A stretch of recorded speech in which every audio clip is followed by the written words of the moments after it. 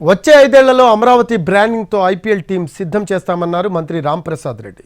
Indira Gandhi municipal స్టేడియంను క్రీడలకు వినియోగించేలా చర్యలు తీసుకుంటున్నామన్నారు ఆయన.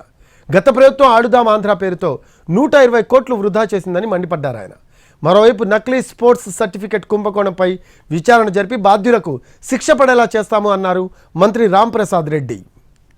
వచ్చే 5 సంవత్సరాల లోపలే అమరావతి అనే బ్రాండింగ్తో ఒక ఐపీఎల్ టీంని అయితే తీసుకొచ్చేదానికైతే మేము ముఖ్యమంత్రి గారిని అడిగేదానికైతే సిద్ధంగా ఉన్నాం. సుమారు 120 కోట్ల రూపాయలను ఆడుదాం ఆంధ్ర అనే కార్యక్రమానికి కేవలం 40 రోజుల్లోనే ఖర్చు పెట్టి ఈ రాష్ట్ర పరువును బజారు పాలు చేసిన ఆనాటి ప్రభుత్వం యొక్క దుశ్చర్యలు అనుకోండి, ఆ ప్రభుత్వంలో వాళ్ళు తిన్న డబ్బును విషయంలో కూడా ఈరోజు చర్చకు వచ్చింది.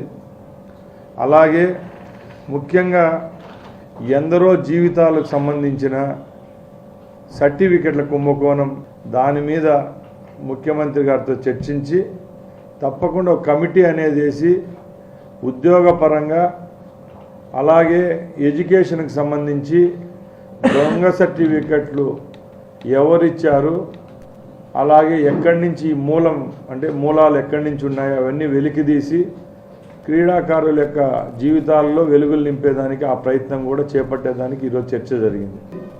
వచ్చే 5 సంవత్సరాల లోపలే